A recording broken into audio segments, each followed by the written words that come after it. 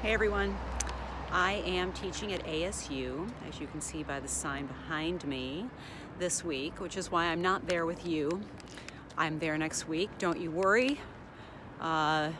Flu, strep, Oakland Symphony, and Arizona State University cannot keep me away from you for a fourth week. Really looking forward to finally seeing you all in person. You know, I wanted to send you a little video to share some thoughts with you about what I'd like to do with you between now and our meeting next Friday, the 23rd. And I've gotten about a little under half of the journal entries that I asked for that were due on Sunday. So those of you who've not sent it to me, please send that to me soon. Do it. Just sit down and do it. Journaling your practice, journaling your thoughts about what's going on in your practice should not be too much of an effort. Even if it's new to you, it should be something that you embrace and look as an opportunity to be reflective and to think about, what am I doing when I play my instrument? What's going on? So I would like that from you. But if you're feeling a little uninspired or a little stuck and you're not sure where to begin with this, or you're not sure how to articulate what it is you're feeling when you play in practice, in performance, or having a hard time sort of being inclusively aware, I thought maybe something that might inspire you is to find some examples of people that do use, at least appear to use, their selves well. And oh, by the way, here behind me is the School of Music at ASU.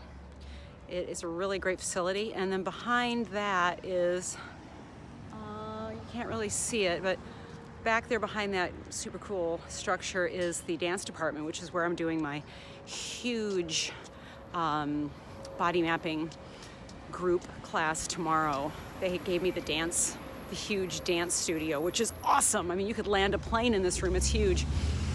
Anyway, what I thought might inspire you, give you something to think about, is find some videos. Spend a little time on YouTube and find some videos of people that seem to have good use of self and seem to be inclusively aware and totally in the moment when they're playing. Start with people that you know and admire as artists. And maybe they're not even people that play your instrument. I'll give you one of my favorites, Yo-Yo Ma.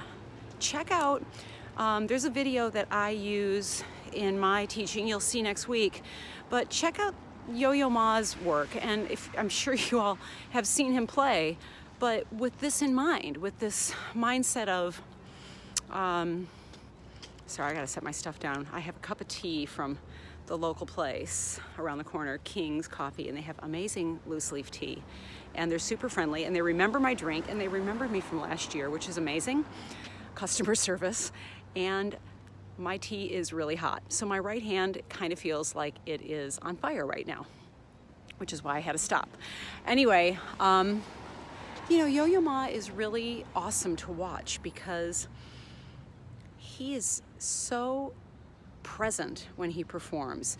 He's in the moment and he's so aware of everything that's going on around him. And he is a great example of what we all want to strive to be in performance. So do a little research. Try to find some examples of that and go down the rabbit hole a little bit. I give you permission. Go down the YouTube rabbit hole and look for people. Maybe they're dancers, maybe they're singers, maybe they're string players and you're a brass player. Maybe they're probably not flute players, because there are very few flute players that really have a good use of self, I'm here to tell you. Who knows? Maybe they're actors. Maybe it's somebody doing a monologue, but somebody that from your perspective really seems to have a really excellent sense of awareness and use of self. And let that maybe inspire these journal entries and the thoughtful process that you're going through. I want those journal entries from those of you who've not sent them in, and I want them soon. I won't see you on Friday, obviously, because I'm here at ASU, as I have now said about 16 times. And I'm not saying that to be redundant. I'm saying because I keep looking at signs that say ASU all around me. But I'm here, and this just sort of came to me when I was working with one of my students this morning here. I thought, maybe this might be something that might inspire you guys to help those of you who've not done the video,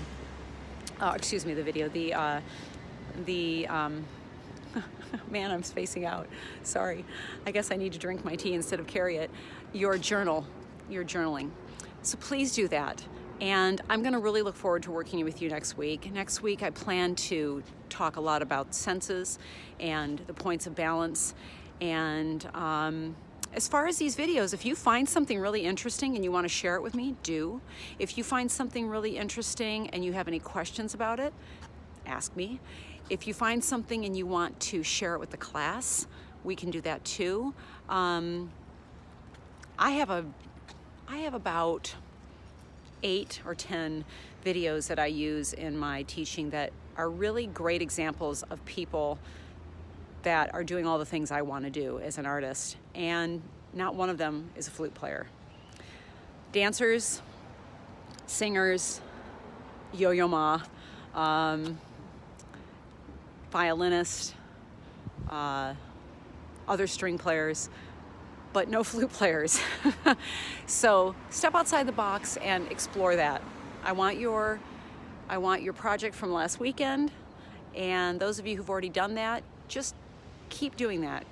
Go further. Keep journaling what you notice. Continue to find awareness with your relationship of your head and spine and your places of balance. And when you are spending time in your practice or in performance and you notice that you're carrying tension or you go off balance, don't be judgmental.